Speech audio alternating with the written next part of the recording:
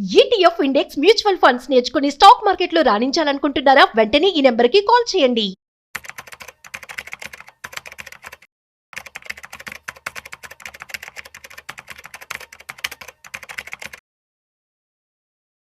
నమస్తే, welcome to Vishnu talks. నేను విష్ణు. ప్రస్తుతంతో పాటు senior stock market analyst Sundara Rao Reddy గారు ఉన్నారు. సార్తో మాట్లాడదాం. సార్ నమస్తే. సార్ నమస్తే సార్.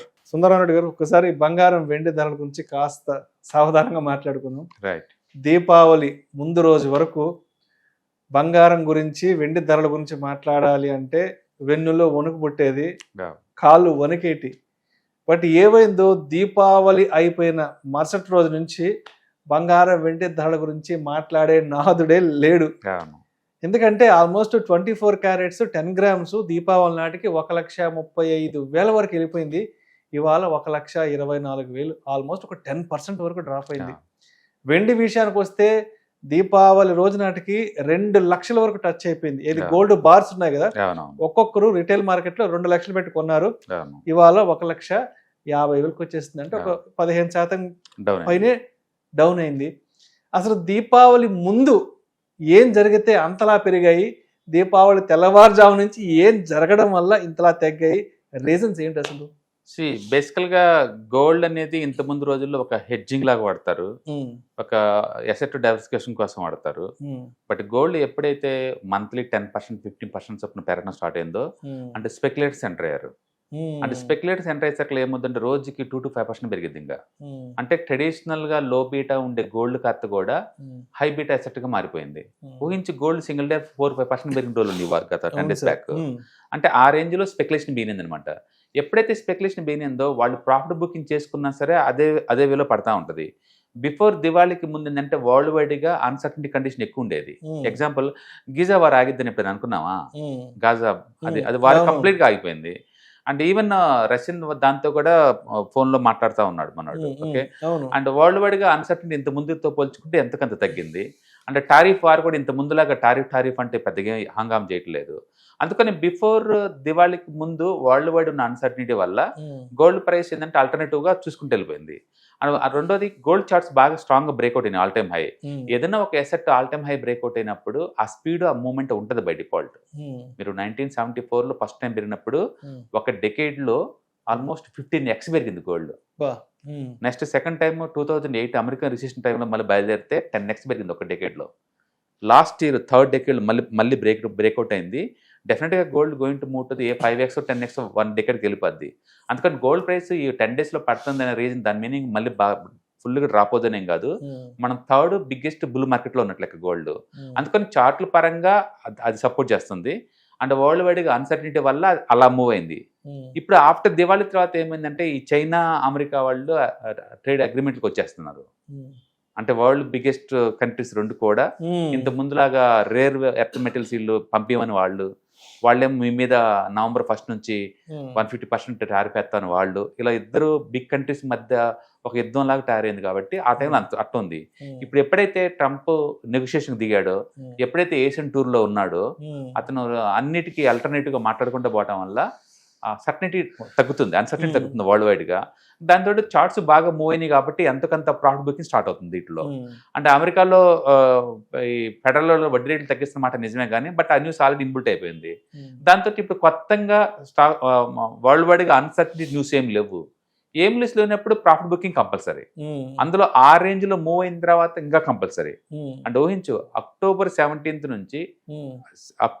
ఆగస్టు 17th నుంచి అక్టోబర్ 17th జస్ట్ 2 months లో 37% పెరిగింది గోల్డ్. ఆ స్పీడ్ చూడండి. న్యాచురల్ గా అంత స్పీడ్ పెరిగినప్పుడు ప్రాఫిట్ బుకింగ్ కూడా అదే స్పీడ్ తో ఉంటది. కాబట్టి గోల్డ్ లో ఇప్పుడు పడ్డ స్పీడ్ సపరేట్ మనం చూడలేము. అంతకుముందు బాగా పెరిగింది, ఇప్పుడు బాగా ప్రాఫిట్ బుక్ జరుగుతుంది, మనం అలా అనుకోవాలా. ఏదైనా కానీ గోల్డ్ కనుక 1,10,000 ఆ టైంకి వచ్చారనుకోండి, మళ్ళీ సెంట్రల్ బ్యాంక్స్ కొనడానికి అడుగు పెడితే మనలో కొనడానికి కూడా రెడీ అవుతుంటారు. కాబట్టి ఆ ప్లేస్లో ఆగే ఛాన్స్ ఉంది. రైట్. అయితే ఇవాళ గోల్డ్ ఈటీఎఫ్లకి సంబంధించి కూడా మంచి మంచి ఆర్టికల్స్ వచ్చాయి. గోల్డ్ ఈటీఎఫ్ రిటర్న్స్ లాస్ట్ అంటే లాస్ట్ 4-5 ఇయర్స్ నుంచి అవును. అసలు ఎంత మేర గోల్డ్ ఈటీఎఫ్లు రిటర్న్స్ వచ్చాయంటే కూడా మనకు రకరకాల ఆర్టికల్స్ కూడా వచ్చాయి. అవును. అసలు ఏంటి అసలు ఈ గోల్డ్ ఈటీఎఫ్స్ లో ఇన్వెస్ట్ చేయడం వల్ల ఉండే ప్రయోజనాలు ఏంటి అసలు ఒకసారి దాని గురించి డీటెయిల్ గా చెప్పగలరా? యా, యూజువల్ గా ట్రెడిషనల్ గా ఏంటంటే మన గోల్డ్ ఆర్నమెంట్ రూపంలో కొంటారు, కానీ ఒకసారి కొంటే అమ్మడానికి ఏం లేదు, వాటి ద్వారా క్యాష్ ఫ్లో ఏముండదు. ఓకే, అంటే నెట్వర్త్ పెరిగిద్ది ఓవరాల్ వాల్యూ లెక్కేసుకుంటే, బట్ క్యాష్ ఫ్లో నిల్లు ఉంటుంది. అదే మీరు ఈటీఎఫ్ లాగానో మ్యూచువల్ ఫండ్ లాగానో కొన్నారనుకోండి ఇదే గోల్డ్ని, అప్పుడప్పుడు మనం ప్రాఫిట్ బుక్ చేసుకోవచ్చుగా, మళ్ళీ అలా డిప్ అయినప్పుడు మళ్ళీ కొనొచ్చు కదా, మళ్ళీ పెరగంగా నమ్మేయచ్చు కదా, ఇట్లా మీకు ఎంతకంత క్యాష్ ఫ్లో క్రియేట్ చేస్తుంది అనమాట. అందుకని ఈ మధ్య కాలంలో ఈటీఎఫ్ చాలా పాపులర్ అయిపోయింది. అండ్ గోల్డ్ ప్రైస్ పెరగడం బెయిన్ తర్వాత ఇంకా ఇది యాక్టివ్ ఉందన్నమాట. ఇవాళ రేపట్లో ఆ గోల్డ్ ఈటీఎఫ్సే లాస్ట్ మంత్ లో హైయెస్ట్ మనీని అట్రాక్ట్ చేసినాయి అంటే మ్యూచువల్ ఫండ్ ఇండస్ట్రీలో మీరు ఊహించుకోండి. ఇంకా గోల్డ్ అంతగా మనీ అట్రాక్ట్ చేస్తుంది అనమాట. సో లాస్ట్ 5 years యావరేజ్ చేసుకున్నప్పుడు 18% వచ్చింది gold ETF sir, 18. And last 3 years average returns 35. ఈ సంవత్సరం మోర్ దెన్ 50. ఈ పాయింట్ ఆఫ్ టైంలో కూడా నీకు ఆల్మోస్ట్ 53% వచ్చింది. ఇంత పడిన తర్వాత కూడా గోల్డ్, మన గోల్డ్ పడింది అనుకోండి, బట్ ఇంత పడిన తర్వాత కూడా ఇంకా 53% వచ్చింది గోల్డ్. ఓకే, కాబట్టి ఎక్కువ మూవ్ జరిగినప్పుడు వాలటిలిటీ కామన్ గా ఉంటుంది అనమాట. బట్ నేను అనుకోవటం ఏంటంటే 1,10,000 అట్లా వచ్చినప్పుడు సెంట్రల్ బ్యాంక్స్ ఇన్వాల్వ్ అవుతాయి. మళ్ళీ సెంట్రల్ బ్యాంక్స్ కొంటే ఏం చేసినంటే మళ్ళీ ఈజీగా ఆల్ టైమ్ హైకి వెళ్ళిపోతాయి. ఎందుకంటే గోల్డ్ కి ఆ బ్యూటీ ఉంది, సెంట్రల్ బ్యాంక్స్ అన్ని కొంటున్నాయి వాళ్ళు వాడిగా. అంటే ప్రతి ఒక్కళ్ళు ఏంటంటే యుఎస్ ట్రెజరీస్ మొత్తం తగ్గించుకుంటూ పోయి ఆల్టర్నేటివ్ ఇటు మూవ్ అవుతున్నాయి అనమాట. సెంట్రల్ బ్యాంక్స్ అట్లా మూవ్ అవుతున్నప్పుడు న్యాచురల్గానే డిమాండ్ వస్తుంది గోల్డ్. గోల్డ్ లో ఉన్న బ్యూటీ ఏంటంటే లిమిటెడ్ సప్లై. మీరు కొనాలంటే రీసైక్లింగ్ గోల్డ్ కొనుక్కోవడం తప్ప మైండ్ నుంచి పెద్ద రాట్లా, అందుకని న్యాచురల్ దాని డిమాండ్ ఉంటుంది. కాబట్టి స్టాక్స్ లాగా 30-40 పడిద్దని నేను నమ్మను. బట్ అంత మూవ్ జరిగిన తర్వాత 10-15% ప్రాఫిట్ బుకింగ్ అనేది నార్మల్ థింగ్. కాబట్టి ఈ ప్రాఫిట్ బుకింగ్ని నార్మల్గా చూడాలి తప్ప అదేదో సీరియస్ ఇష్యూ, అది కొలాప్స్ అయిపోద్ది, 60,000-70,000 గోల్డ్ వచ్చింది, ఆ పబ్లిసిటీ వేస్ట్, అది రాదు కూడా. సరే, ఇప్పుడు ఫిజికల్ గోల్డ్ కొందాము అంటే దాంట్లో తరుగులు, కూలీలు, లేదంటే దొంగల భయం, ఇవన్నీ ఉంటాయి. ఏది మనం ఫిజికల్ గా గోల్డ్ కొని ఒంటి మీద వేసుకోవాలన్నా, లేదంటే ఇంట్లో పెట్టుకోవాలన్నా, లేదంటే రేపు ఎప్పుడన్నా రీసేల్ చేసి కొత్త బంగారం కొనుక్కోవాలంటే చాలా డిసడ్వాంటేజెస్ ఉంటాయి. బట్ ఒక్కసారి మనం గోల్డ్ ఈటీఎఫ్లకు వస్తే ఇక్కడున్న బ్యూటీ ఏంటి, ఇక్కడున్న మేజర్ అడ్వాంటేజ్ ఏంటి when compared with the physical gold? Right. So బేసికల్ గా ఇండియాలో కొనే వాళ్ళల్లో గోల్డ్ ఎవరైతే కొంటున్నారో 90% వాళ్ళు ఒక సోప్ వాడినట్టు, ఒక పేస్ట్ వాడినట్టు, మొహం మీద ఒక పౌడర్ వేసినట్టు అట్లా కొంటారు తప్ప నిజంగా ఇన్వెస్ట్మెంట్ అని పేరు చెప్పేసి అవి కొంటారు తప్ప ఇన్వెస్ట్మెంట్ కావయి. ఎందుకంటే ఇన్వెస్ట్మెంట్ అంటే ఏంటంటే రేట్ ఆఫ్ రిటర్న్ వస్తుంటే అమ్ముతుండాలి, నువ్వు ఎంతకంత దాన్ని ఎంజాయ్ చేయాలి, రిటర్న్స్ ని ఎంజాయ్ చేయాలి, అందుకే క్యాష్ ఫ్లో ఉండాలంటుంది. అందుకని ఫిజికల్ గోల్డ్ లో క్యాష్ ఫ్లో ఉండదండి, అది జస్ట్ మెడల్ వేసుకున్న ఆర్నమెంట్ అంతే. ఒకప్పుడు 2,000, ఇప్పుడు 2 లక్షలు అంతే. అప్పుడు నీకు వచ్చిందేమో చెప్పండి, ఏదైనా క్రైసిస్ వస్తే అది లాస్ట్ ఛాన్స్ అది అమ్మటానికి, అంతే కదా, ముందైతే అమ్మవు కదా.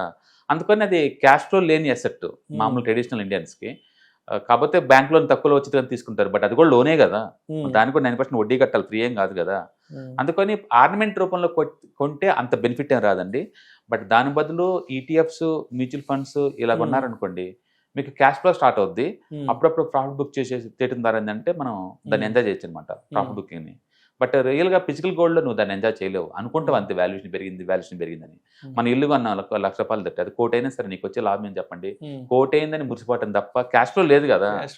అదే నువ్వు దీంట్లో మ్యూచువల్ ఫండ్ లో ఉంది అనుకోండి కోటి, నేను నెలకి ₹1,00,000 విత్డ్రాల్ పెట్టుకుంటాను, రెస్ట్ ఆఫ్ ద లైఫ్ అంతా వస్తూనే ఉంది కదా. ఇప్పుడు దీంట్లో అమ్ముకోవాలన్నా తరుగులు, కూలీలు,